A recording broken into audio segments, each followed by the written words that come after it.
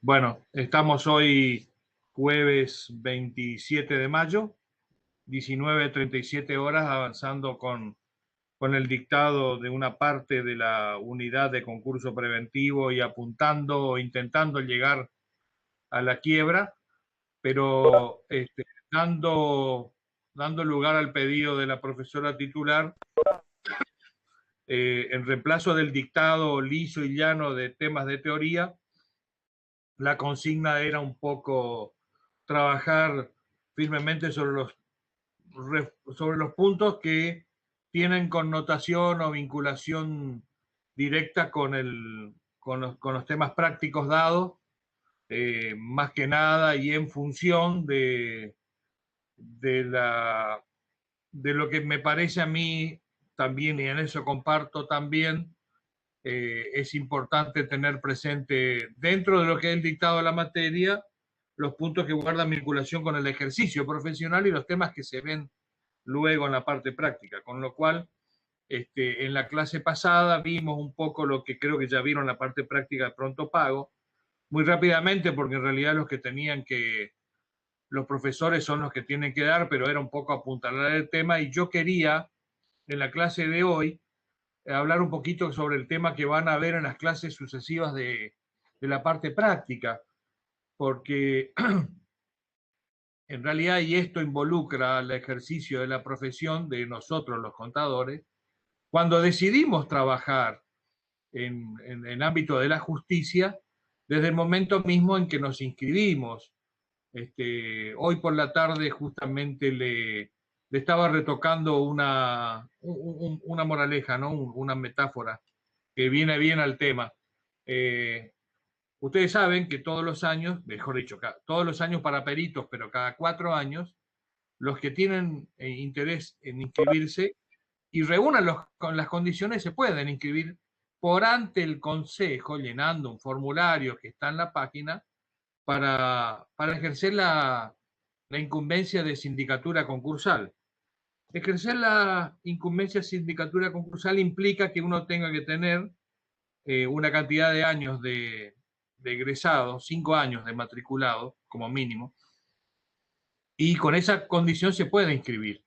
Sucede que la forma, y lo van a leer en los artículos de la ley cuando corresponda, en la parte pertinente, establece que nosotros los contadores nos podemos inscribir para síndicos en dos categorías distintas. Una es versión estudios, o sea, un estudio de contadores que todos los integrantes que estén en el estudio declarados en esa inscripción reúnan los mismos requisitos, o sea, como mínimo los mismos requisitos, 5 años de antigüedad, y si no, la versión individual de síndicos individuales, personales de A1.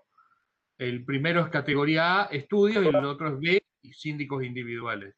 Digo esto que ya lo habrá dicho seguramente la profesora Marisa y seguramente lo habrán repetido más de uno de los profesores en práctica en algún momento, pero esta mañana me llama un miembro del consejo profesional, no importa quién, para ver si yo le podía retocar. Bueno, debo decir que yo integro la Comisión de Actuación Profesional y soy delegado por el Consejo Profesional de Ciencias Económicas ante FACSE.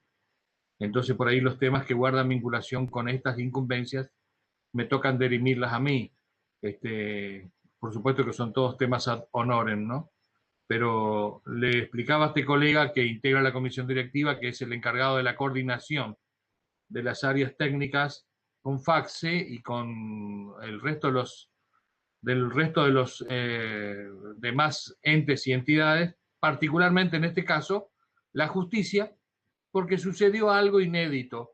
En el medio de la pandemia, el cambio de listas de los transcurridos 5 años debió haber pasado el año pasado. La inscripción para listas venció en octubre y hubo de haberse presentado con los que se inscribieron voluntariamente el año pasado, y en el medio de la pandemia, no sé qué pasó, pero la lista que se envió a la Cámara de Apelaciones, porque el Consejo recauda, recolecta todos los formularios que nos inscribimos y manda a la Cámara de Apelaciones de acuerdo al articulado de la ley, y lo que la Cámara de Apelaciones elevó al Superior Tribunal de Justicia para que se dicte una resolución y después notificó a los juzgados intervinientes no guarda ninguna vinculación con la lista de los inscriptos. Y bueno, hubo que hacer un reclamo y el texto de la nota para dirigida a la Cámara para verificar qué pasó con la lista de colegas que habiéndose inscritos no estaban y algunos estaban mal inscriptos, porque estaban inscriptos para estudio e individual, y eso no se puede. O sos estudio A con alguien, o sos B solito. Cumplido esta formalidad de haber dicho lo que dije, que era un mero comentario, pero para tener idea de lo que estamos hablando, nosotros figuramos, el que se inscribió figura en una lista de 15 titulares y 10 suplentes por juzgado, en el caso puntual de la jurisdicción de los tribunales ordinarios de la Ciudad de Resistencia. Los juzgados que están identificados como civil y comercial número 10 y civil y comercial número 23. Ambos juzgados están... Hola, Pablo. ¿No se me escucha? ¿Se me escucha? Sí, profe, se escucha. Bien. Ambos juzgados están enfrentados en el quinto piso, uno en cada lado de la salida del ascensor, en el quinto piso de la Torre B, del edificio de las Torres de los Juzgados, que para la gente de Resistencia la debe tener muy clara, están en las esquinas de La Prida y Avenida Sarmiento, saliendo para Corrientes. Esas listas que fueron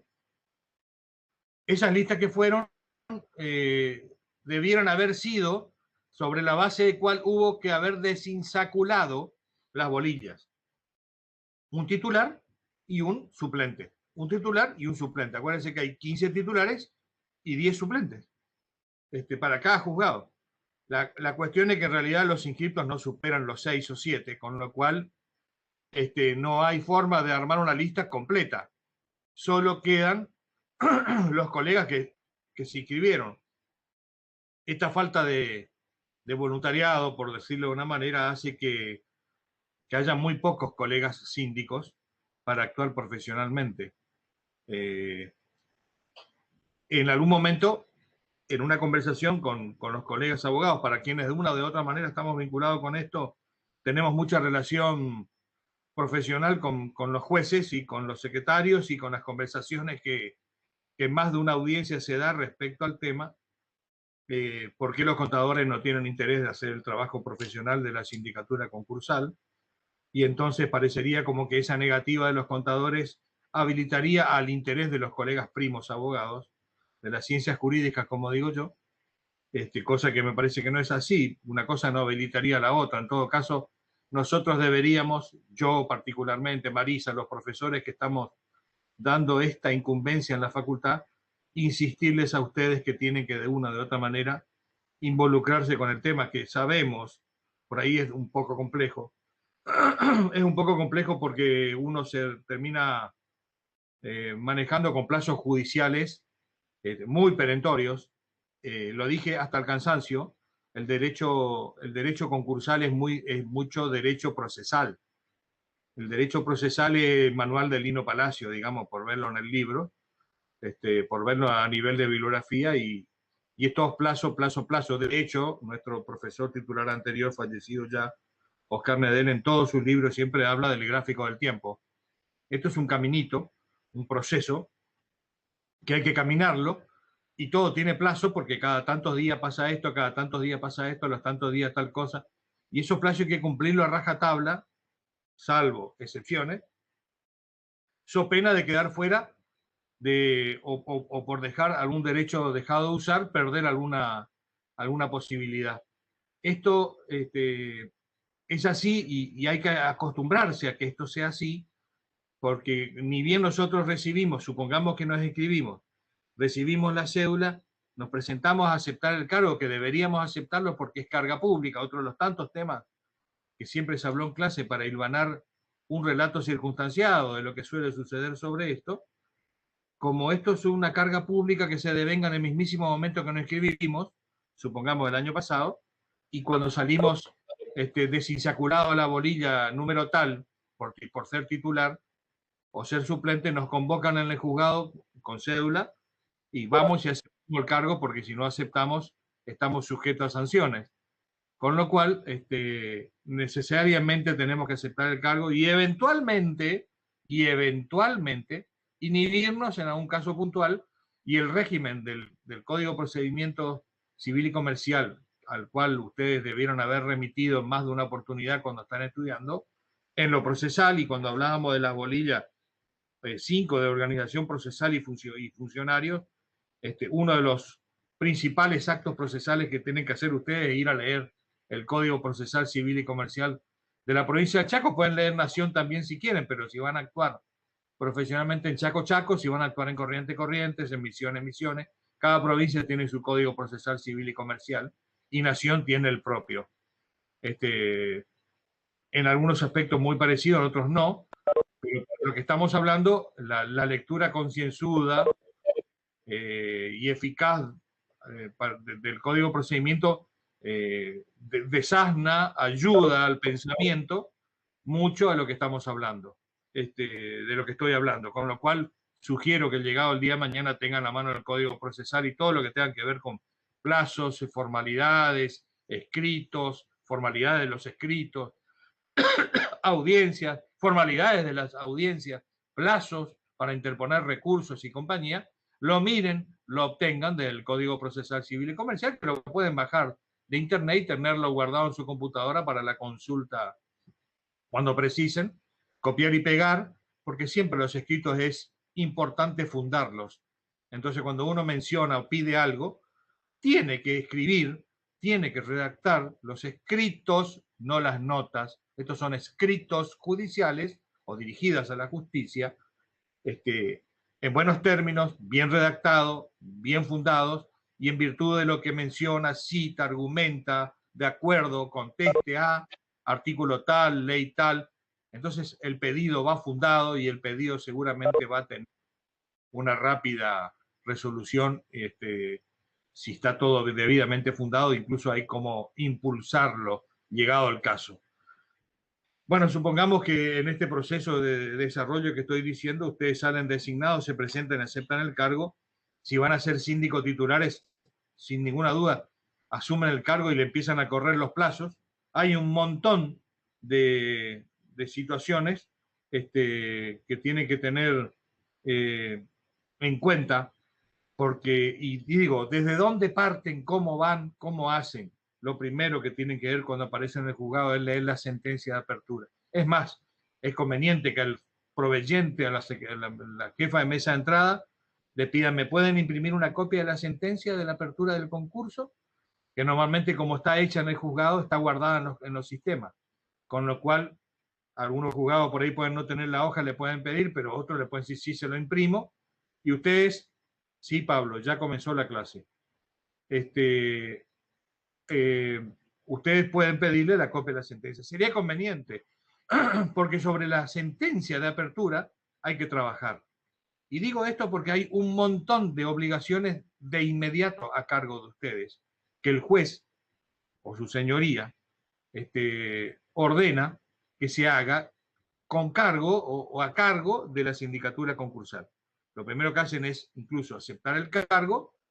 En la sentencia van a ver que estaba, porque la sentencia a usted lo notifican cuando van a notificarse, obviamente, pero en la sentencia de apertura hay una fijación de una fecha en la cual se iba a desinsacular la bolilla que terminó siendo, supongamos en este ejemplo, la de ustedes, con lo cual ese acto formal de designación, de desinsaculación de bolillas ya se hizo, y ustedes vienen ahora a formalizar la carga pública aceptando el cargo, que insisto es obligatorio. Por eso es carga pública.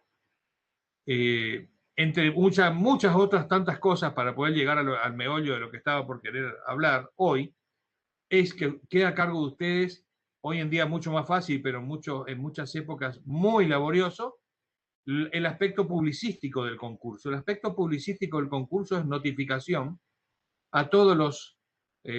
porque ¿qué sucede acá?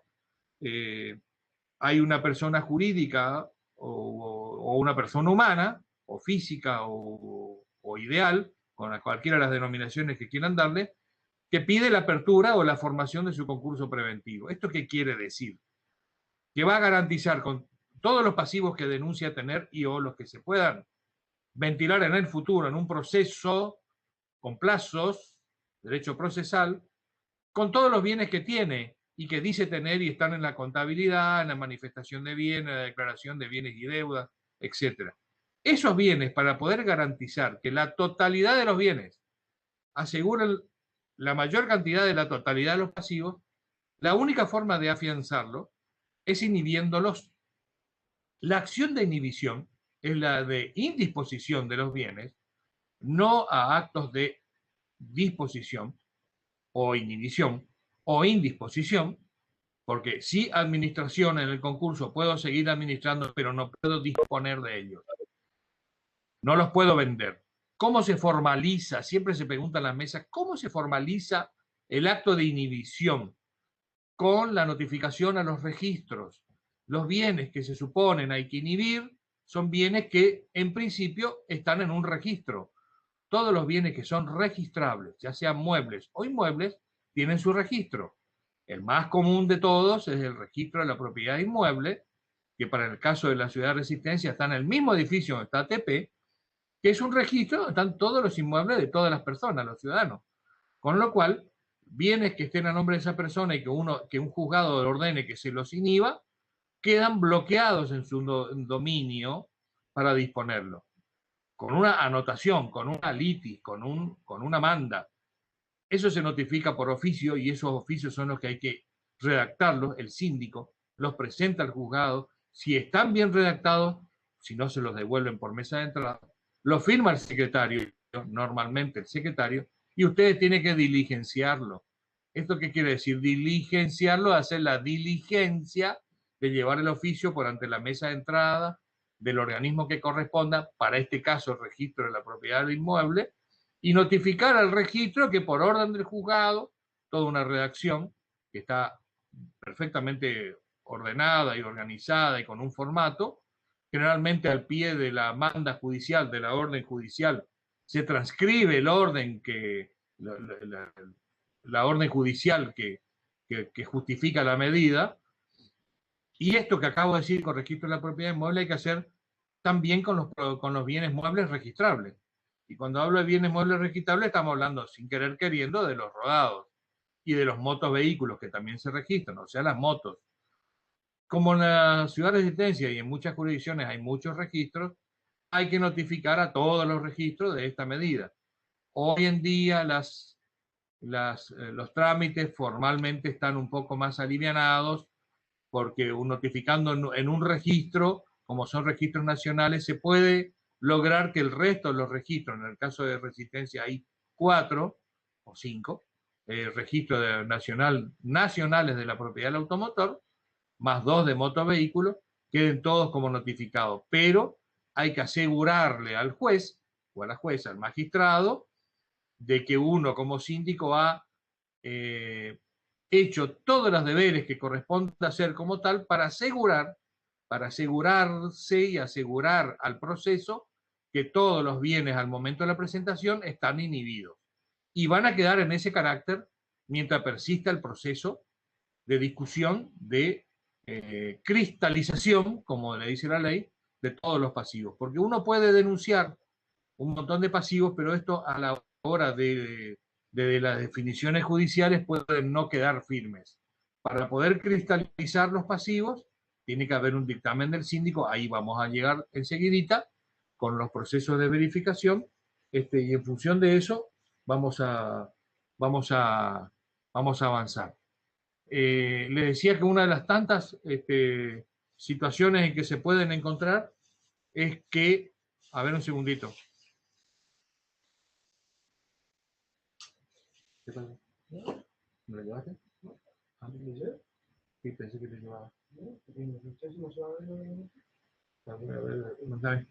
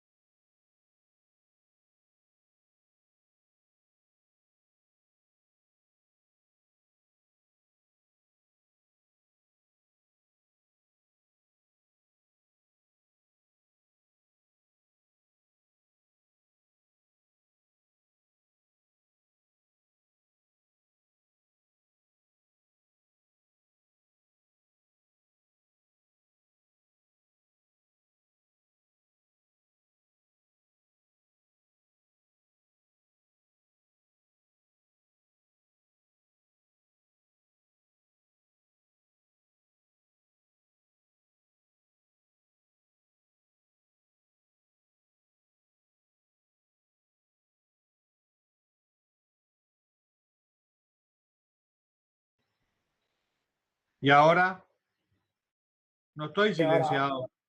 ahora sí, profe. Ahora sí. Bueno, a ver, Alvin, que no estuvo durmiendo, me dice dónde quedé.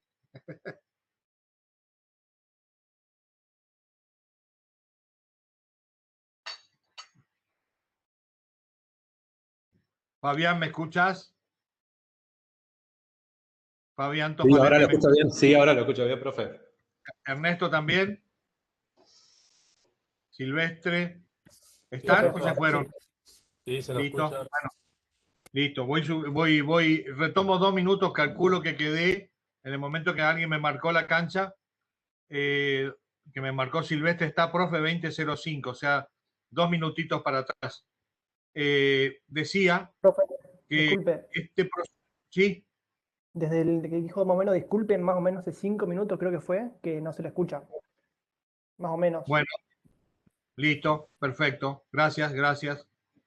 Entonces, decía que este proceso donde ustedes, como síndicos concursales, van a tener que manejarse, es aquel, y estoy queriendo llegar al lugar donde quería, todo esto fue una introducción, un relato circunstanciado para poner en situación y en lugar nuestro ejercicio y nuestra participación y nuestra ubicación, si se quiere, entre el expediente y la actividad profesional individual, administrativa, porque lo nuestro es profesional pero administrativo afuera, judicial si estuviéramos adentro, pero tenemos que cumplir pasos, formatos, requisitos y lo demás judiciales, pero nuestra actividad sigue siendo por afuera como síndicos y otras actividades que podamos tener, por supuesto. Esto puede no ser la única actividad profesional que tengamos, de hecho, sin duda.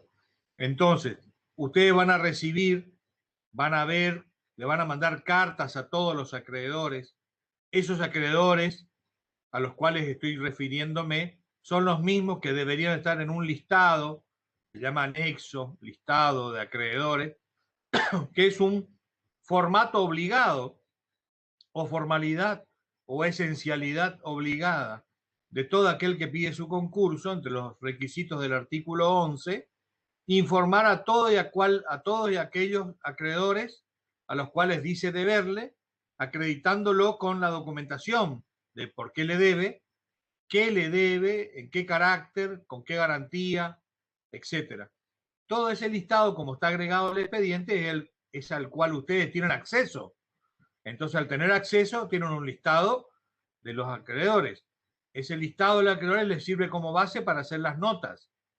Esas notas hay que mandarlas por correo, en un sobre cerrado dirigido a cada uno de los acreedores al domicilio que está denunciado en el expediente. Para financiar eso, que no tiene que ponerle su plata, el juzgado le intima al fallido a que deposite una cantidad de dinero equivalente a la cantidad de cartas que el juzgado estima que son las que va a necesitar el síndico para notificar, ponerlos en conocimiento a los acreedores que están denunciados. Acá empiezan a aparecer algunos caracteres de los acreedores. Hasta ahora venimos, todos ustedes y yo, hablando de qué tipo de acreedores. Acreedores que están denunciados. Acreedores que están denunciados no quiere decir que son acreedores verificados. Hay un paso por cumplir. Aparte, entre los denunciados, que podrán o no estar después aconsejados su verificación, también pueden aparecer todos aquellos otros acreedores que no habiendo estado denunciado, se presenten a verificar y porque se han enterado, por ejemplo, por el boletín oficial, por el aviso en el diario o simplemente porque la empresa le dijo, me concursé, pero no me denunciaste. No, bueno, me olvidé, no lo omití, no tenía la documentación, lo que fuera. O sea, es una semiplena prueba no vinculante el hecho que la fallida lo denuncie. Está admitiendo que si lo denuncio le estoy debiendo. No se discute la cuantía, puede ser esa, puede ser más, puede ser menos. Hay limitantes, hay agravantes y hay atenuantes en el cálculo de los valores, numéricamente hablando, de lo que esté denunciado. O sea, hay una cuestión conceptual, cualitativa, le debo o no le debo, y cuantitativa, cuánto le debo. Entonces, todos esos temas son los que va a haber que dirimir, resolver nosotros como síndico al momento de hacer este informe bendito del artículo 35.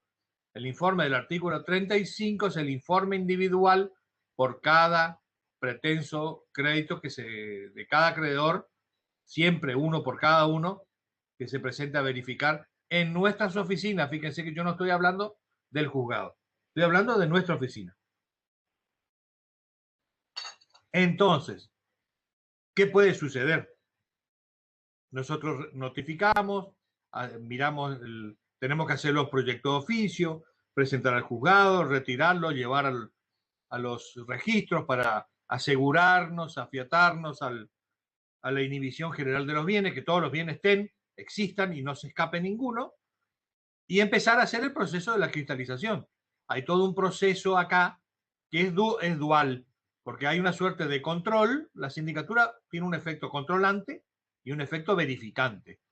La sindicatura tiene su efecto verificante en todo este proceso hasta que complete y presente los informes individuales del artículo 35 y lo termina de cerrar en términos de periodo informativo con el informe general, que es uno solo por el fallido, del artículo 39, que calculo que ustedes también van a llegar hasta allí. Y entre medio va la función controlante. ¿Qué quiero decir con esto? Que el síndico tiene facultades de controlar al fallido. De hecho, todas las acciones, sin perder la administración, están de una o de otra manera sujetas al control, a la verificación, a la observación o a la visualización del síndico. Obviamente que le tiene impedido los actos de administración, pero de disposición. Pero los de administración deberían estar sujetos a observación. Y esa observación termina siendo una actividad controlante. Estoy controlando que la fallida no haga actos que no deba para evitar cualquier otra situación que haga variar el statu quo, que debe permanecer tal cual como el día de la presentación, más o menos los actos normales de administración de la empresa. O sea, va a seguir comprando mercadería, va a seguir vendiendo mercadería, pero tiene que cumplir, a partir de ese momento, cumplir con los compromisos que antes pudo no haber cumplido, porque las deudas postconcursales, se suele decir en la jerga de los contadores especialistas en este tema, las deudas postconcursales son la deuda de la quiebra. Toda vez que yo me presenté a un concurso, un fallido se presenta a concurso, no el contador, sino la empresa, y declara deberle a un montón de personas, se supone que el concurso es un remedio que apunta y tiene un precepto de conservación de la empresa, y es elaborar una estrategia que permita cancelar en la mejor condición todos los pasivos que se ventilen, que se cristalicen, que queden fijados por orden y manda judicial, en una forma que va a ser propuesta y eventualmente aceptada o no por los acreedores por el fallido. Propuesta por el fallido y aceptado por los acreedores en un acuerdo homologatorio en algún momento. Porque todo esto es momentos, pasos procesales. Y digo todo esto para tratar de hacer un relato que se entienda, que se comprenda como si fuera un cuentito, tratando de que no se me escapen algunos detalles que pueden escapárseme, porque que se van mezclando en la actividad profesional entre lo que el juzgado nos pide, nos ordena, que presentamos, que nos vuelve a pedir, o que nos intima, o que se nos pasó un plazo, etc. Todo esto hace al ejercicio de la profesión del síndico concursal con los juzgados. Los pretensos acreedores se nos van a presentar, como dice la ley, en nuestro estudio con un escrito, con una nota. Escritos son judiciales, notas pueden ser entre el acreedor y uno, con una nota generalmente de formato estándar, donde tienen que poner en su nota sencillamente por qué motivo se presentan, cuál es el motivo por el cual ellos aducen que se le debe, que la fallida le debe, y acompañar los originales de todos los instrumentos que ameritarían, justificarían o documentarían el crédito que pretende cobrar. Esos originales hay que intervenirlos y hay que devolverlos, porque esa documentación es del acreedor. Lo que nos queda a nosotros son copias de todo eso, pero firmadas en original por esta persona. Obviamente en el proceso de la verificación, cuando recibimos en el estudio hay que resolver un montón de cuestiones y muchas se resuelven sobre tablas, o sea, en el momento, o sea, con el acreedor ahí presente. ¿Cuáles son, dentro del proceso de verificación del artículo 32 de la ley, los normales y habituales inconvenientes en los que nos encontramos? Para tomar razón. En el proceso de la verificación hay que resolver, en principio, si de la nómina de acreedores que mandé, nota, se presentaron o no se presentaron para hacer un principio de control. Si, bueno, mandé cartas a 30 acreedores y se presentaron 22. Hay 8 que no se presentaron. ¿Qué hago con ellos? O recibí 50 y yo mandé cartas a 28. ¿Qué pasó? ¿Dónde estaban los otros? Que yo no le mandé cartas y se enteraron igual.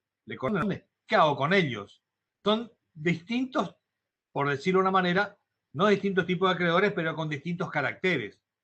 Porque están aquellos acreedores, repasando, que están denunciados y se presentan. Están aquellos que, no habiendo sido denunciados, se presentan y pueden tener igual valor, entidad y posibilidad de cobrar. Y están aquellos que, estando denunciados, no se presentaron nunca. Y habrá que ver qué se hace con ellos. ¿Qué significa que un acreedor que fue denunciado no se presentó? ¿No tiene interés? No lo sé. ¿Por qué? Porque todo esto que estamos haciendo es como estamos dentro del plazo del artículo 32 y lo que la resolución dice, que el plazo hasta la cual los acreedores se pueden presentar en el estudio de la sindicatura a verificar sus créditos, es una verificación tempestiva, o sea, en tiempo, tempestiva. Pero a todos ellos le queda, a todos los que no se han presentado en la verificación tempestiva, la posibilidad de verificar en forma tardía, que es otra manera de hacerlo. No me presento ante el síndico por X motivo, no tengo la documentación, no quiero presentarme, no tuve conocimiento o no lo hice, y tengo hasta 2 años a partir de la fecha de la apertura del concurso para presentarme a verificar. Pero la verificación tardía ya no se hace ante el síndico, se hace directamente al juzgado, porque eso ya es un proceso de un expediente judicial distinto. Se incidenta por verificación tardía, por vía incidental del artículo 280, algunos números de artículos me acuerdo para que lo lean, que es toda la parte de incidentes. Ese expediente que va por cuerda del principal es un expediente donde tramita una verificación tardía de aquel acreedor que decidió no presentarse. Ojo que la verificación tardía no es para aquellos que se presentaron y fueron rechazados. La verificación tardía es para aquellos que no se presentaron y tienen ese plazo excepcional. Entonces vieron que ya aparecieron desde el punto de vista de caracteres varios tipos de acreedores y los vamos a ir desandando o desandando no todo, de una o de otra manera, analizando cada uno de ellos. Entonces, para que quede claro que aquel que se presentó, después veremos si estaba en la lista o no estaba en la lista, para saber si estaba denunciado o no estaba denunciado. Por ahí la redacción del informe queda bien, queda coherente, queda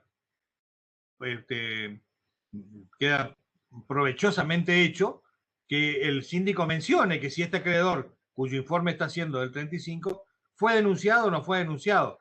Carga que igualmente queda a cargo del juzgado que tiene todos los antecedentes. El informe individual del síndico debe ser lo suficientemente sustancioso, ampliado, fundado y ordenado, que al señor juez o al señor magistrado o magistrada le permita dictar la resolución de procedencia del artículo 36 respecto a los acreedores sin necesidad de estar revisando todo el expediente, porque en su informe el síndico ha logrado pasar, contemplar, reflejar gran parte de la situación que es necesaria analizar para este caso de tal acreedor en particular. No se olviden que cada acreedor que se presente requiere un informe. Digamos, hubo causas muy importantes de resistencia, no las voy a mencionar, pero una importantísima casa de comercio de electrodomésticos que se presentaron 380 acreedores. Imagínense que hubo que hacer 380 informes individuales. Menudo problema, ¿no? Para llegar en tiempo a hacer los informes, porque entre el plazo en que vence para verificar y la presentación hay escasos 30 días, con lo cual en ese plazo hay que producir todos los informes. Y uno no podría, si los acreedores se van presentando con debido tiempo, uno puede ir analizando la situación de cada uno e ir armando ya los borradores de los informes. Pero la mayoría de los acreedores, y esto es causa común, parece de todo, es el día que vence o el día anterior aparecen todos. Antes nunca. Se sabe que vence el 17 de junio. Bueno, entre el 15 y el 16 vencen todos. Nadie viene 10, 15, 20 días antes. Todos parece que están armando su legajito para traerle al síndico y vienen sobre el momento. Y sobre el momento es un menudo tema porque hay que atenderlos a todos.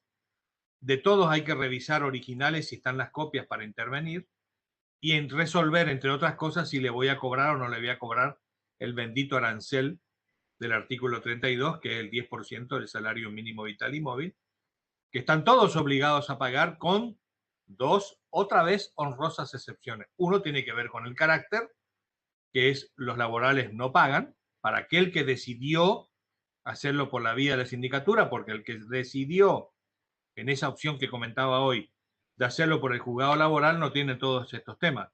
Lo sigue litigando en el juzgado laboral hasta que obtenga la sentencia y después lo lleva al expediente y punto. Reviste el carácter de cosa juzgada. Ya tiene el alcance del acto de la sentencia de verificación. Pero si optó por venir a la sindicatura, tendrá que cumplir todos los pasos que hacen todos los demás, excepto el pago del arancel. Como también aquellos que pretendan cobrar menos de 3 veces el salario mínimo vital y móvil, o sea, la deuda que pretenden cobrar esté por debajo de, a valores de hoy, 24.000 por 3, más o menos. Si el crédito es menos de ese valor, tampoco paga. Ahí ya no por su carácter, sino por su cuantía. O sea que hay dos opciones para no pagar. El resto estaría obligado. Uno por acreedor, no importa si hay 20 deudas para el mismo acreedor. No es uno por deuda, es una por acreedor. Y el destino de ese dinero que lo recauda y lo cobra en el momento administrativamente de recibir las peticiones del síndico, queda como a cuenta de honorarios y gastos. Esa plata es para el síndico y se rendirá al final cuando haya que hacer la liquidación de honorarios, en tanto y en cuanto debería ser así. El otro valor, dinero, digo esto para que lo tengamos claramente, que maneja el síndico en toda esta etapa, es el dinero que retira de la cuenta judicial para mandar las cartas, cuyo destino hay que rendir cuenta. O sea, si a nosotros nos acreditaron, no sé, 17.000 pesos, es para mandar la cantidad de cartas por correo, por cualquier correo que tenga bajo firma, para dejar acreditado el control del track and trace, digamos, del código de barras o como se llame, para tener constancia de que las cartas salieron y llegaron. Y muchas veces las cartas vienen de vuelta y esas cartas de vuelta habría que informarlas al tribunal, porque es dinero gastado que no fue notificado por algún motivo, razón o circunstancia el acreedor según el retorno por parte del correo. Pero el detalle, el control de las epístolas, de las cartas enviadas en una planilla, habría que informar al juzgado para justificar factura de por medio el dinero invertido, porque ese gasto lo paga el fallido, pero el juzgado ordena poner a disposición del síndico para ese efecto. Todas estas son responsabilidades, obligaciones, formalidades y en algunos casos hasta facultades que tenemos como síndico, pero que las tenemos que cumplir so pena de estar sujeto a alguna llamado de atención o eventualmente una sanción por incumplimiento de obligaciones, algunas formales y otras un poco más que formales, sin ser materiales, ¿no? Porque no tenemos nada que pagar, para hablar con propiedad. Pero nosotros mandamos las cartas, vienen los acreedores, se presentan en el estudio abierto, en el que tuvimos que haber denunciado día y hora y horario, día, lugar y horario. En los horarios que están en ese lugar, los acreedores se van a presentar y deberíamos estar y atenderlos. Le cobramos el arancel, recibimos los originales, cotejamos los originales con las copias, devolvemos los originales con el comprobante del recibo del artículo 32 y armamos un legajo de cada uno. Legajos, nosotros tenemos armado de cuando retiramos en el juzgado, los legajos que hubo de haber armado la empresa o el fallido, la persona física o jurídica, cuando se presentó. O sea que tenemos número de legajos.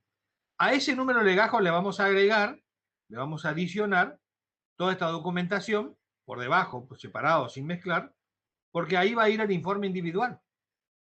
Ahí a ese legajo va a ir agregado el informe individual cuando lo hagamos, y después vamos a hablar de qué se hace para armar el informe individual. De esto hay que hacerlo con todo cada uno, por eso recién referí qué pasa cuando son 70, 80, 100 acreedores pretensos o pretensos acreedores o pretendiendo ser acreedores. Son 100 legajos que hay que armar, 100 informes que hay que hacer. Los informes se hacen por triplicado y se presentan por triplicado, porque uno queda en el expediente, uno queda para nosotros y uno queda en el legajo de copias de que el juzgado mantiene, que está previsto en el artículo 279 de la ley, que es el legajo de copias donde se puede recurrir cada vez que se necesita alguna copia de cualquiera de los legajos de cualesquiera de los acreedores. Con lo cual, los informes se hacen por triplicado, no pasan por el Consejo, porque una de las cosas que tenemos en este ámbito es legitimación activa. Los síndicos, aún siendo contadores, en este ámbito, siendo inscripto, desinsaculado y aceptando el cargo, todo el proceso del síndico societario titular y cuando corresponda el suplente, tienen legitimación activa, pueden firmar sin necesidad de patrocinio, a menos que tengan que litigar por cuenta y orden del concurso en una causa donde, por ejemplo, quieran recuperar algún bien de un tercero y tengan que iniciar una causa judicial distinta al del proceso principal del concurso o de la quiebra, en este caso, concurso. Ahí sí van a necesitar un abogado que los patrocine. Por ejemplo, recuperar crédito del concurso que por X motivo no le han pagado y ustedes tengan que hacerlo, pero son excepcionales. Ustedes pueden presentar sus informes solo con su firma en el juzgado. Ahora, hoy en día, con todas las restricciones de la pandemia, lo estamos presentando por el sistema de INDI, el sistema indexado de expedientes judiciales, en la página del Poder Judicial, del Superior del Poder Judicial, servicios a profesionales, y con una habilitación que tuvimos que hacer al principio todos, quienes estamos trabajando con esto, donde tenemos que enviar un código, nos mandar un pedido de habilitación de un código, y ese código ingresar a la página y nos habilita un sistema donde ingresamos por causa, por juzgado, por jurisdicción, con número de expediente, los escritos y los adjuntos a los escritos, que en este caso puntual, cada presentación de índice puede acompañar hasta 4, quiere decir que para presentar 30 informes individuales necesitamos hacer el proceso al menos 7 por 4, 28, 8 veces, porque vamos a mandar de a 4, de a 4, de a 4, de a 4, de a 4, hasta el último que mandemos en el número 8, 2. Entonces vamos a tener los 28 más los 2, los 30 informes con 8 escritos acompañando informe individual número tal, número tal, número tal y número tal. Y mandamos. Y después otra vez entramos y mandamos otra vez el escrito con el informe individual número tal, número tal, número tal. Y así de a 4. Porque hasta 4 anexos permite por soporte la presentación en el INDI. Con todas esas limitaciones operativas, diría yo, uno tiene que lidiar hoy en día con el tema de la pandemia, ¿no? En estos procesos. Pero bueno, salvando todos estos temas son operativos, pero es interesante que de una manera o de otra ustedes abran la cabeza y piensen que todas estas cosas suceden, pueden pasar, hay que ser de mente amplia, de pensamiento expandido o extendido, y entender que esto puede acontecer, puede ocurrir. Ustedes cuando tengan que armar los informes, o sea, vencido el plazo de la verificación, todos los acreedores presentaron, se fueron, y ahí está corriendo el plazo en soledad, ustedes y los papeles, ustedes y los legajos.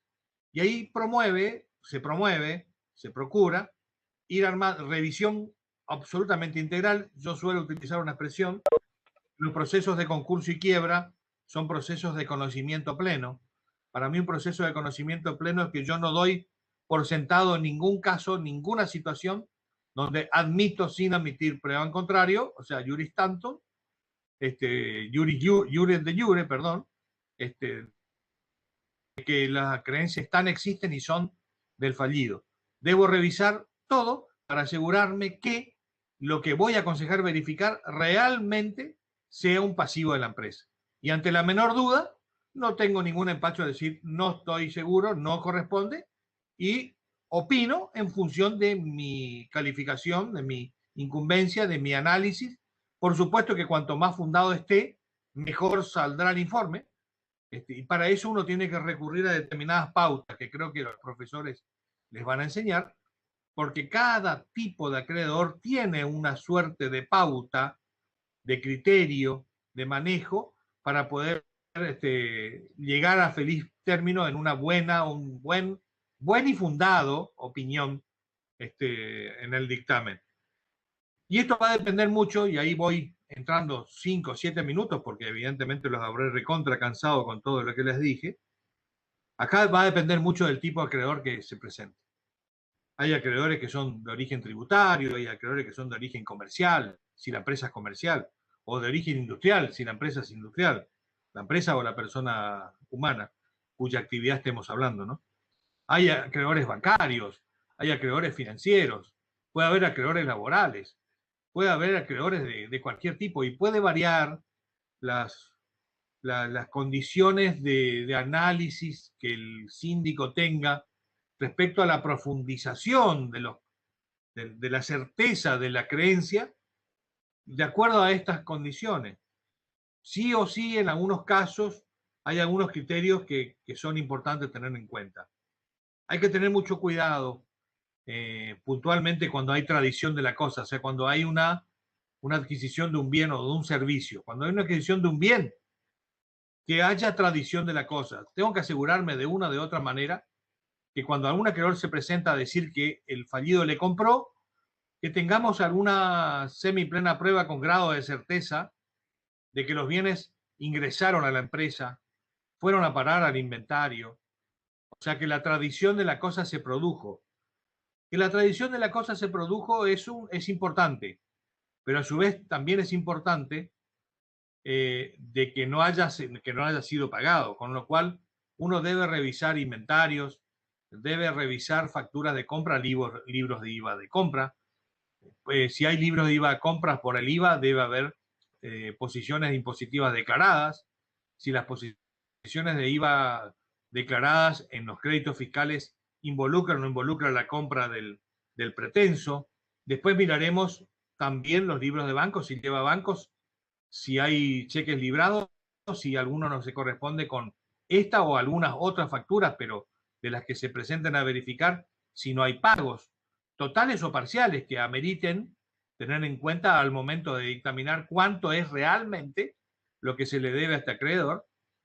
O sea, hay 2 o 3 o 4 ejes de trabajo sobre los cuales hay que asentar gran parte del trabajo de lo que yo llamo trabajo de laboratorio, trabajo administrativo, pero de laboratorio, y ante la menor duda ustedes tienen que, si la documentación que fuera presentada por el acreedor requiere una ampliación, ustedes están facultados para volver a llamarlos, a citarlos y pedirle que traigan más documentación o la documentación o algo que les pudo haber faltado.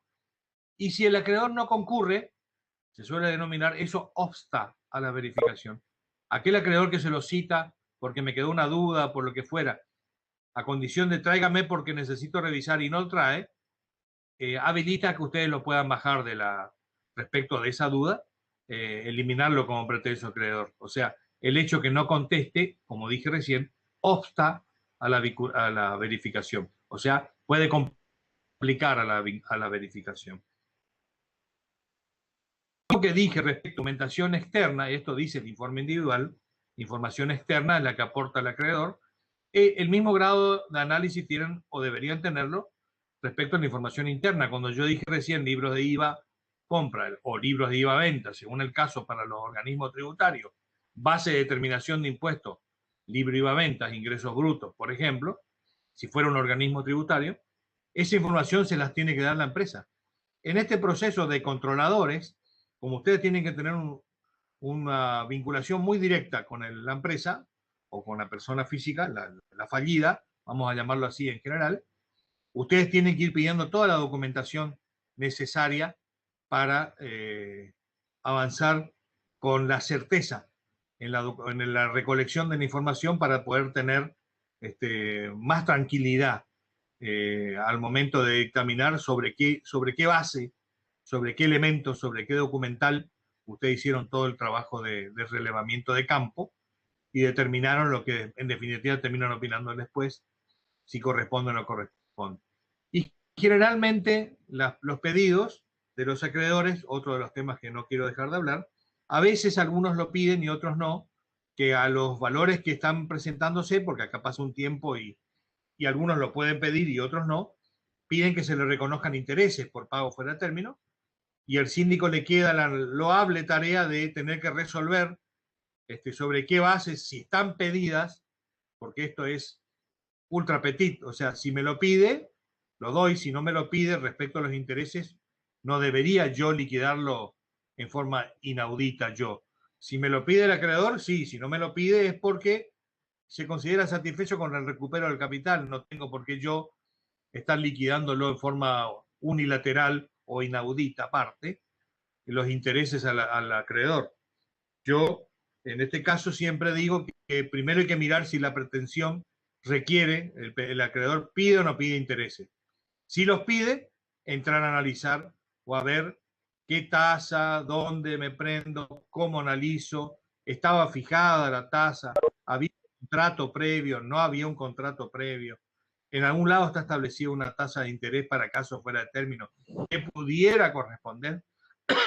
Si, perdón, si todas estas situaciones no se dan, pero está pedido, siempre hay algún fallo, que yo suelo mencionar en mis escritos judiciales de informe individual, algún fallo que sentó jurisprudencia en uno de los juzgados, pero el otro juzgado también lo ocupa, lo tiene presente ese fallo que es viejísimo, o es bastante viejo, pero que establecía una tasa nominal anual que según ese fallo era la tasa nominal anual que resarcía o morigeraba el pago fuera de término de las obligaciones. Y estamos hablando de para los que ustedes ya vieron matemática financiera, la tasa nominal anual del 24% anual. O sea, algo así, nominal anual es el 2% mensual. Como tasa de referencia.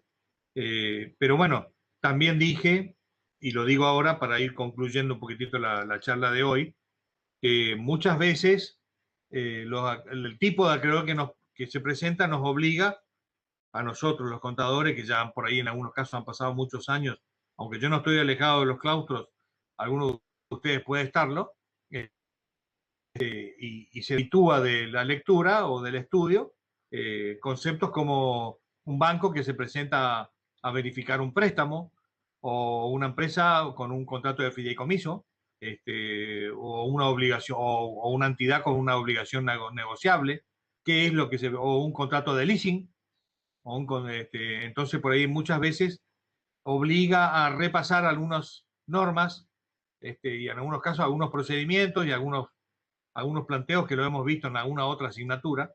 Uno recoge acá en esta incumbencia un poco todo, porque cada uno de los ejemplos que estoy mencionando obliga o obligaría a que ustedes repasen las tablas de amortizaciones, los sistemas de amortización en matemática financiera, algunos conceptos del derecho comercial empresario, o del derecho societario, o derecho, ¿cómo se llama?, comercial, o algunos que tengan que vinculados a cómo se verifica un contrato de fideicomiso, qué es deuda, qué no es deuda, o una obligación negociable, si hay deuda o no hay deuda, un contrato de leasing, si hay que verificar, no hay que verificar qué es.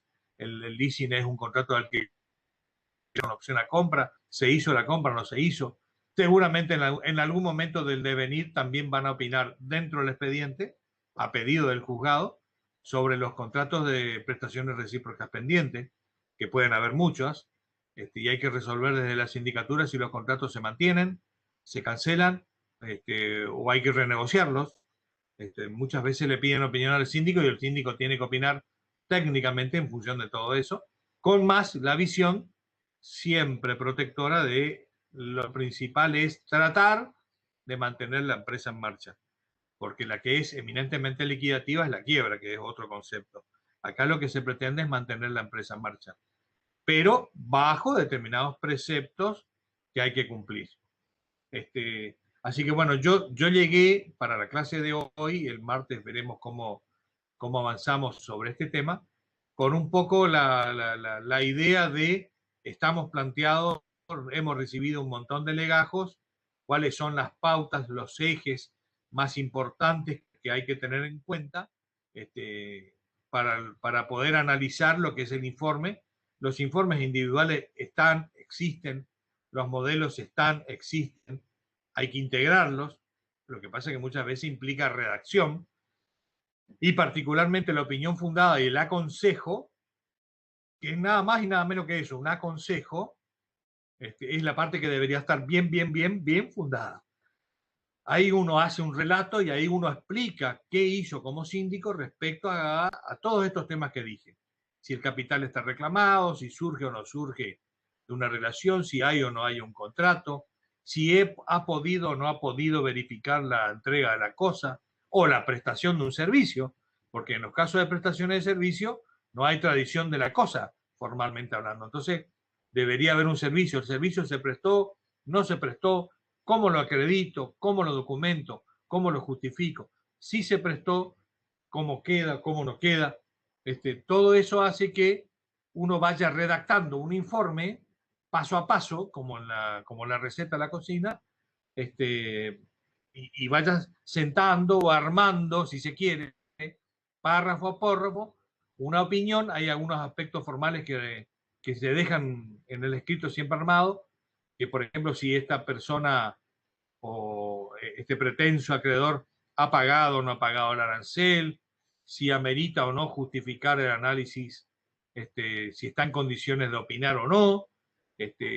Muchas veces cuando se presentan terceras personas al proceso hay que opinar sobre el carácter invocado, porque muchas veces se presentan las empresas y las empresas mandan a los terceros a verificar y los que firman el escrito son terceros, entonces lo que habría que verificar es si ese tercero está facultado o no, si trae toda la documentación, cuando son personas jurídicas, si trajo toda la documental para acreditar que la persona jurídica de la que estemos hablando es esa. O sea, pueden aparecer cuestiones de análisis de tipo técnico jurídico, pueden aparecer análisis de técnico práctico, porque por ejemplo lo que dije hoy de analizar como contadores si la factura está conformada o no está conformada, si fue el inventario, está puesta en la ficha de inventario, si cuando presentó al acreedor trajo una copia del remito y quien firmó el remito, uno va y busca si es un empleado de la empresa. ¿Y cómo lo busco? Me voy y busco en el 931, me fijo en la lista cuánto empleado tiene la empresa, miro las quillas y me fijo si la persona que conformó la factura cuando se pagó, perdón, cuando se entregó, es una persona de la empresa y no un tercero que firmó, para tener semiplena prueba de que la mercadería, la persona que la recibió, era una persona que estaba inscrita en la nómina de la empresa.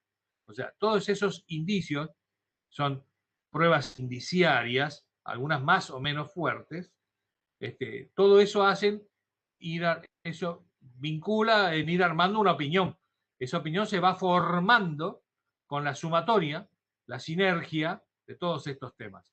Y al final hay que sacar una conclusión, en virtud de todo lo supra conversado, ¿no? Eso se pone en el consejo y al final uno aconseja o no verificar tal monto de tal acreedor y en qué carácter. ¿Es quirografario? ¿Es privilegiado? ¿Qué artículo? ¿Qué número inciso? O sea, siempre hay que fundar de dónde saco el andamiaje legal, si está en la ley o dónde está. Y para calificarlo, en términos de caracterización, lo mismo. ¿Esto qué quiere decir? Que es importante que ustedes lleguen al final. No hablé de los privilegios ahora, después si quieren lo hablamos en la próxima clase, pero porque hay que calificarlo y que amerita alguna aclaración un poco más desmenuzada que tal vez hoy no se dé, pero para el 2 de junio Yo he llegado hasta acá. Quisiera que me digan, si abren sus audios, si se me escuchó, no se me escuchó. Traté de hablar tranquilo. Quería que sea como un relato, una película, una filmación y no una foto. La foto es el informe, pero si no hago una buena película, un buen relato previo, al momento de la foto va a salir cualquier cosa. El informe del 35 es una foto, pero la foto del 35 tiene que ser el relato circunstanciado, o sea, lo que estoy contando con las respectivas circunstancias para llegar ahí de todo un proceso. ¿Se entendió lo que estoy explicando?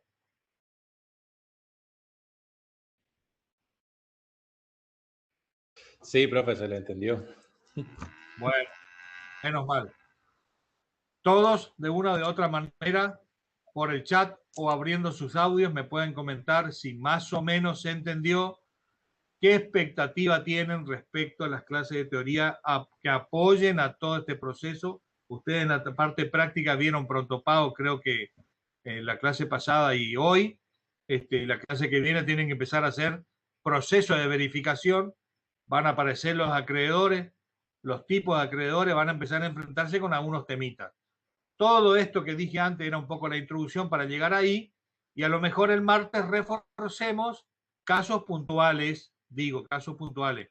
Para un acreedor impositivo, tal cosa, tal cosa. Para un acreedor comercial, tal cosa, tal cosa. Para un acreedor bancario, depende de lo que reclame, pero si reclama tal cosa, o sea, vamos a tirar ejes de trabajo, tips, porque esto es como, insisto, como la cocina, te tiro tips, pero cada uno tiene que hacer su receta, su escrito, su informe. Eso es importante, y lo más importante, insisto, es que ustedes abran de una o de otra manera la cabeza y piensen con amplitud de panorama. Eso es un poco la idea. Espero haber llegado lo más cerca posible a esa idea mía. Los escucho si quieren hablar. No, claro, porque siguiendo con lo que usted dice, se pueden presentar millones de posibilidades, que el mismo concursado declare unas acreencias por menos, y que venga el acreedor y diga, no, en realidad me debe más, o sea, se pueden presentar muchas posibilidades, que sería, creo que, inabarcable todo el conjunto de variantes, ¿no es cierto? Así es. El tema es que son tan amplias las situaciones en que se puede dar que, insisto, hay que tener una suerte de amplitud mental para ser abarcativos en situaciones y resolver en consecuencia. Porque más de uno me dice, ¿y qué pasa si viene y el pretenso acreedor me dice que le deben 2.000 y yo lo tengo denunciado por 5.000? Y yo miro y en realidad se le debe ¿cuánto? Hay un concepto que en latín, después lo podemos hablar, pero es que yo lo mencioné, el tema de ultra petit, infra petit, que es, vos me estás pidiendo por encima de la petición, por debajo de la petición. Un precepto en estos temas es que el acreedor que se presenta y pide cobrar un valor determinado, se conforma con ese monto. ¿Qué quiero decir con esto? Que a lo mejor la empresa lo denunció en 500.000 y el acreedor se presenta y trae documentación y dice, a mí me deben 200.000. Y uno diría, pero ¿cómo si está denunciado por 500.000? Bueno, el precepto es que lo que el acreedor pretende es lo de mínima.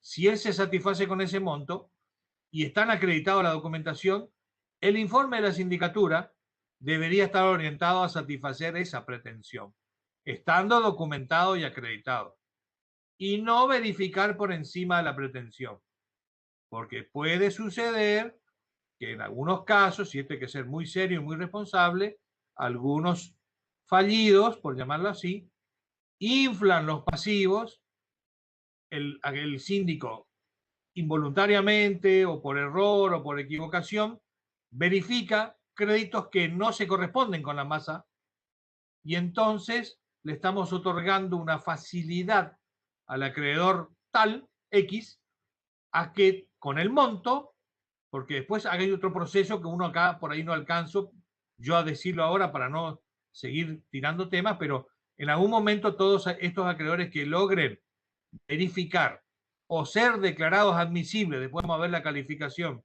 de los créditos, integran una masa negociable. Y al integrar una masa negociable, el monto es una de las condiciones con las cuales se puede negociar. Se llama doble mayoría, lo vamos a hablar en otro momento, pero la cantidad de acreedores y el monto que representa cada uno de ellos es importante para conformar la cantidad de acreedores y monto que necesito para hacerme aprobar o no un acuerdo homologatorio. Con lo cual, digo de otra manera, al acreedor XX logré hacerlo verificar en 300.000 pesos más de lo que era y después lo puedo utilizar. Es una herramienta peligrosa porque después puede ser utilizable para otros fines que no serían los que la ley establece para estos procedimientos. Con lo cual, soy de la idea. Exacto. Yo por eso, hay muchas cosas que no se pueden hablar en 45 o en una hora y son temas de ejercicio profesional. Estoy tratando de... referido a esto, si tiene un tiempito, es, Sí. supongamos en el caso que obviamente se presenta el acreedor pretendiente entrar en el concurso, obviamente, argumentando que la concursada le debe X cantidad de dinero y obviamente por ahí el síndico le dice, bueno, pero son 500.000 o 1.000.000, no sé, justificame, reconstruime en concepto de qué. Bueno, uno le dice, bueno, se usó esta tasa de interés, bueno, pero no me cierra que, por ejemplo, porque también puede darse, de hecho, vi un caso justo y bueno, también era los impuestos que le debía en concepto de IVA, supongamos por los intereses, todo, y bueno, el acreedor se presentaba, mira, me debe todo esto. Y bueno, y el síndico obviamente pide más información que justifique o avale esta supuesta deuda. ¿Y qué pasa? Los plazos que dice son los tiempos son perentorios, ¿no es cierto? Y se llega a los últimos días y no llega a cumplir. O sea, por ahí, ¿qué hace el síndico? Porque también es como muy, a ver, no quiero decir, pero muy severo decirle no incluirlo dentro de las empresas que llegaron a presentarse, porque sí se presentó, pero no llegó a cumplimentar toda la documental que justifique su crédito. No sé si me expliqué cuál era la pregunta en sí, pero esto cuando uno Fabián, le pide que amplíe con documentación que justifique el detalle o la integración de todo esto que pretende, y el acreedor no llega a armar a tiempo, no digo que no la tenga, digo que tal vez no la llega a armar a tiempo porque ya se presentó, dice, 2 días antes que cierre y en 2 días no llega a armar las cosas. ¿Qué se suele hacer? bueno, Fabián, yo sin querer queriendo hoy dije que el síndico está facultado para requerir al acreedor ampliación o alguna explicación respecto a la pretensión, y si el acreedor o no llega en tiempo o no la tiene, o cualesquiera de las dos situaciones, al día en que tiene que hacer el informe individual el síndico, no lo aportó y se perjudicó. Yo utilicé la expresión y en la carta de acreedores, en el texto está que eso obsta a la verificación. Obstar a la verificación es interrumpe, puede impedirla, puede perjudicarla, puede dejarla incompleta. Si yo no estoy seguro como síndico de que los valores que fueron peticionados, porque me falta documentación agregar, que en el momento que me la trajo, lo que recibí, pero no me es suficiente para opinar, yo requiero, si no me la traen, no tengo por qué opinar favorablemente. Diré esto, no tengo documentación que avale la procedencia de tales y tales créditos. Será capital, será intereses. El tema, Fabián, de los intereses es un tema menudo, porque acá lo que se analiza normal y habitualmente son los capitales. Los intereses como tal, los intereses siguen la suerte de lo principal, dice la ley, pero son accesorias. O sea que las accesorias deben estar debidamente fundadas para hacerla valer. Lo que sí estoy de acuerdo, salvo algunos casos por ley previsto, sí estoy de acuerdo con los capitales. O sea, yo me presento a verificar y reclamo cuotas de un préstamo y los intereses. Y bueno, primero tengo que acreditar que las cuotas no fueron pagadas. Si las cuotas no fueron pagadas, tienen un vencimiento. Y si ese vencimiento estaba previsto con intereses y hay un contrato, por ejemplo, de mutuo, y en la tasa, y en el contrato de mutuo dice cuál es la tasa de, perdón, de intereses, si se paga fuera de término y no es un desaguisado, y bueno, se puede liquidar sobre eso. Y si no, el síndico deja constancia de que la tasa es excesiva, es ruinosa, es alta, es ladina, es inconveniente, y que deja librado al juzgado para que se liquide sobre una tasa de interés que realmente morigere el pago fuera de término, pero que no sea confiscatoria, porque no puede poner una tasa del 100%, por ejemplo. Pero sí podría ser el 24, el 30, el 46. Bueno, las tarjetas de crédito reclaman cualquier cosa. Algunos bancos reclaman por tasa, por pago fuera de término, cualquier cosa.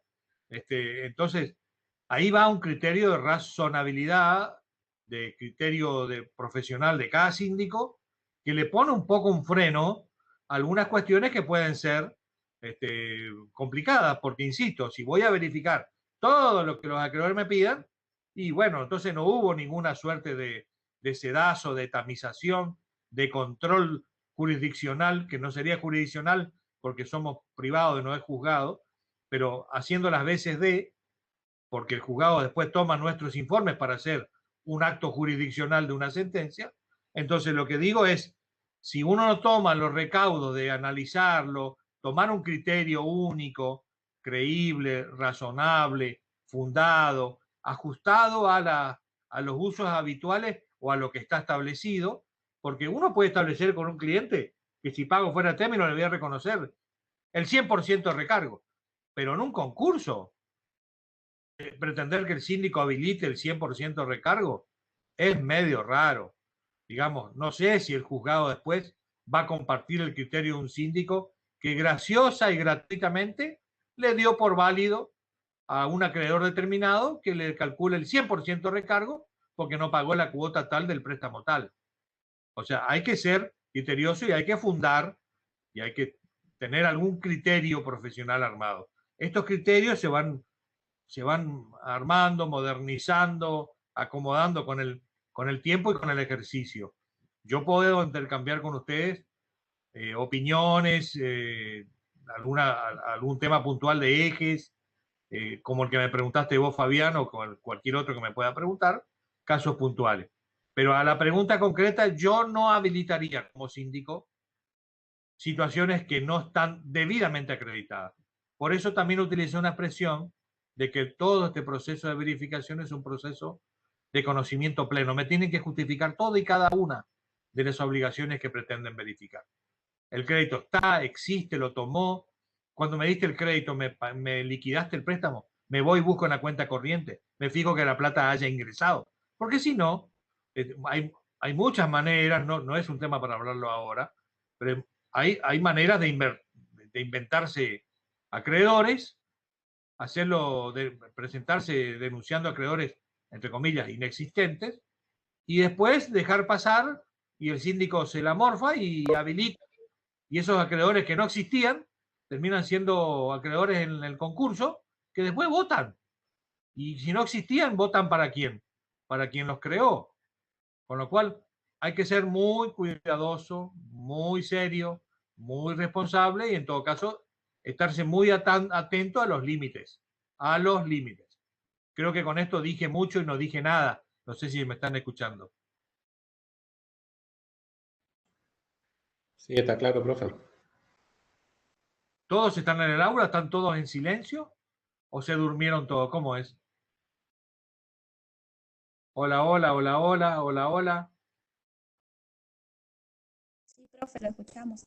Están todos. Bueno, nadie se durmió. Me alegro. Bueno, a ver, si entonces están todos los que están, pretendo que después de esta reunión, para las 2 o 3 clases que vengamos, podamos trabajar esto más, como hizo. Espero que todos, un minuto, preguntas, a ver qué es lo que entendieron, y si usted tiene tal caso, ¿qué haría? Intercambiemos opiniones, intercambiemos criterios, intercambiemos situaciones, pero practiquemos, aunque sea teoría, es la posibilidad, practiquemos sobre la marcha cosas que pudieron haber visto en práctico o que pueden haber, qué sé yo, la mesa de práctica fue ayer y en la mesa de práctica salieron casi todos mal, por no leer con criterio. Quisiera ahora hablar de la mesa de ayer, pero necesito que los alumnos que estén cursando la materia tengan una forma especial de encarar el estudio de la materia. Y estoy intentando desde dictar clases. Y como no me entienda, me diga, no sé lo que está diciendo, y yo veo cómo lo digo, pero quiero que me comprendan de que tenemos que tener otra impronta, otra forma de estudiar la materia, porque no tenemos que estudiar el derecho, tenemos que estudiar el ejercicio profesional en ámbito de la justicia, que no es lo mismo, es distinto. Bueno, tardísimo para ustedes, tardísimo para mí, los dejo tranquilos, el martes a las 7:30 nos vemos, que tengan un muy buen fin de semana. Igualmente, profesor. Hasta el martes. Gracias igualmente. Muchas gracias, propio. Igualmente.